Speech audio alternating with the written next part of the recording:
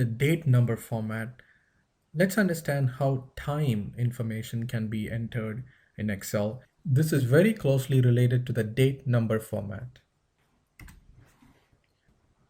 Let us enter the time information in cell A8. So I'm going to type, for example, 6 colon 00 space AM and hit enter. And you can see here that Excel is actually recognizing that as a time value. And you can see in the formula bar that it's storing 6 colon 00 colon 00 AM. And let's try with another one. I'm going to type 6:30 space AM. And now you can see that Excel is actually storing it as 6 colon 30 colon 00 AM. And this is nothing but in the hours, minutes, and seconds format. Now let's try something else. So for example, I'm going to type 6:00 space AM, and Excel does not recognize this as a time value, and it just stores exactly whatever we typed, and it actually stores it as a text value. And just like in the date format that we studied a video ago, this is a text value, and that's why Excel is aligning it to the left edge of the cell. And if I'm typing in a proper time value, for example, 6 colon 00 space AM, Excel will align it to the right. And once again, Excel was expecting this colon for it to detect that it was a time value. It doesn't matter if you don't have 6 colon 00 colon 00, because if Excel doesn't see the seconds component of this, it automatically puts zeros. And I can even type, for example, 6 space AM without any colons, and it can still detect that this is 6 hours, 0 minutes, and 0 seconds in the AM. And this is because Excel needs a colon if you are providing the hours, minutes, and seconds components. And if I am only providing, let's say 6 AM, which means I'm only giving Excel the hours component of it. So Excel will automatically assign the minutes and hours to zeros if it doesn't have anything. So let's see again, Excel stores 6 colon 00 colon 00. And similarly, we can also enter time in the PM. So I will do 6 colon 30 PM, and Excel will now store it as 6:30 PM. And I can also enter 6:30 25 seconds PM. So Excel will actually store 6:30 25 PM. And also keep in mind that we can also enter, for example, 16:30 25, and Excel will know that this would be 4:30 25 PM. So I'm going to hit enter, and Excel automatically converts that into 4:30 PM. And if you look into what it's actually storing, it's storing 4:30 25 PM. So let's do once again another example. I'm going to do 23 hours, 30 minutes, 10 seconds. And I'm just going to type enter, and then I will see that it's actually 11:30 PM, because 23 hours is nothing but 11:30 PM, and Excel stores it in that format. And this is great. So you have a couple of different ways of entering the data. You can enter it with the AM PM distinction, or you can enter the military time, or what is this, 23 10 20, and this would be 11:10 PM. So you have those two options available for you when you decide to enter time-based information.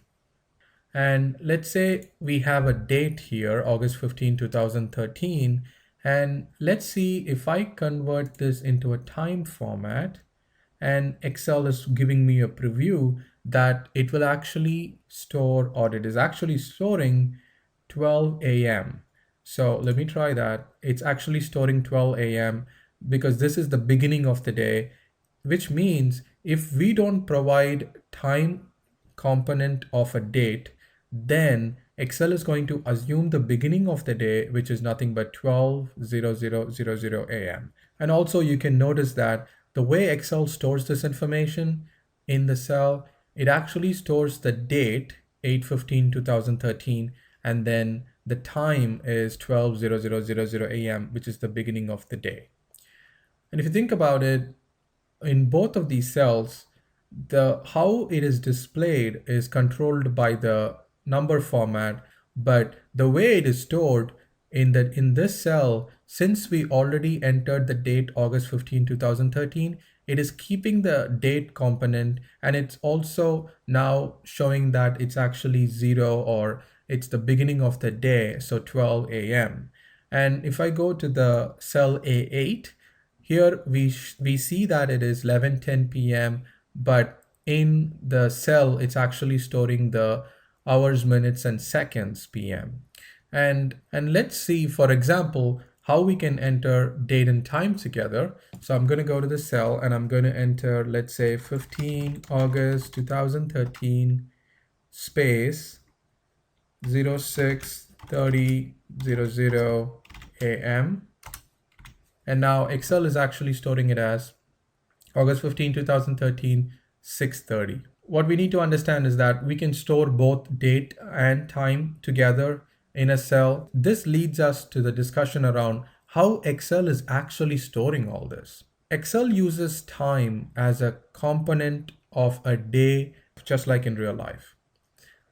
Each day is equivalent to one unit. For example, so I'm going to type in here 41501, and as we have studied before, if we convert a number to a date, then we can see, for example, here, let me choose the long date. So you can see that that number that we typed in, which is 41,501, is actually a Thursday, August 15, 2013, because Excel stores dates as numbers, and it represents the number of days since January 1st, 1900. And that happens to be Thursday, August 15, 2013 here. So if I type in 41,502, that is Friday, August 16th, 2013. So basically each unit there is a day. And so if you think about a day having lots of hours and lots of minutes and lots of seconds, so half a unit, or for example here, 41,501.5 should be the middle of the day, correct? So let's try that and hit enter. You can see that it still shows only August 15, 2013, but look at the formula bar. It is actually 12 p.m. on August 15, 2013. So we can try once more, 41,501.25, which is a quarter of the day. That should be 6 a.m. in the morning, right? So I'm going to hit enter and you will see 6 a.m. And let's try again, 41,501.75, and this would be 6 p.m. in the evening. And let's try it again, and we see that it's 6 p.m. in the evening. So what this means is that Excel is actually storing time also in terms of numbers, just like it does the date. So now that we understand how Excel is actually storing both date and time in terms of just numbers, now let's also understand how we can control how times are displayed in our worksheet. So I'm going to choose here time format, which automatically defaults to this hours, minutes, seconds display, but I'm going to use Control+1 to open up the Format Cells dialog box, where we can see there are some more options available for us to choose how we want to display this time value. And you can also see that we can display both date and time together. And let's say I choose this. I can see that there are dates and times displayed together. And I'm going to go back to my dialog box here, and we can also choose custom. And when you choose custom, you will see some date and time combined custom formats available. And we just briefly talked about the custom format in the previous video. These are some slightly customized and slightly different number formats compared to the standard ones available, and you can choose any of these to control how you want to display the value in your cell. Time number formats are used, for example, in companies where hour of the day is very critical for the business. For example, in call centers, you can use this to understand the volume of calls coming in different times of the day so that you can staff appropriately. In companies where employees are paid by the number of hours they work, Excel can be used to track the number of hours an employee is working and report, and then that could be used for payment of the employee salaries. So Excel has a variety of uses in terms of leveraging the date and time formats. And in the upcoming videos, we will learn how we can manipulate and do a variety of calculations using the date and time values.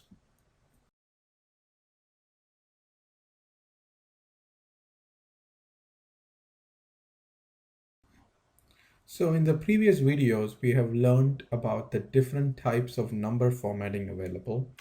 And specifically, we looked at the general number format, which is the default number format, and then the number, currency, accounting, percentage, date, time, text, and fraction. These are the number formats that we have studied a little bit in detail.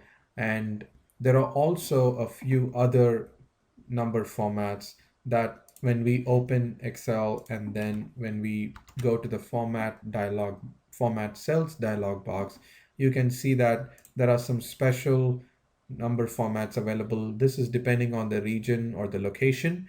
And if it's in English US, you will see that there is a phone number special number format. So when you type in the information for phone numbers, it just formats it and displays it like a phone number. And if you choose social security number, you will see them actually display with 3 digits and a hyphen, 2 digits, hyphen, and then 4 digits. Again, you can also create your own custom number formats. And this is something we're not going to cover in the videos right now, but these options are available so that you can customize according to your needs how you want the information to be displayed on the screen. And this is something that you should be aware that Excel gives you a lot of ways to customize and a lot of control to you to decide how you want to display the information. And scientific is another type of number format that we didn't really go into a lot of detail, but it just displays large numbers in scientific format. But we covered all the other number formats in detail. So I recommend that you experiment and you use these different formats in your data, or you can use the sample data that I have in my spreadsheet here and play with it and see how the different formats are displayed and how you can change the different number formats by changing the settings that are available and see how it impacts your data. And that's the best way to learn all these different options available in Excel.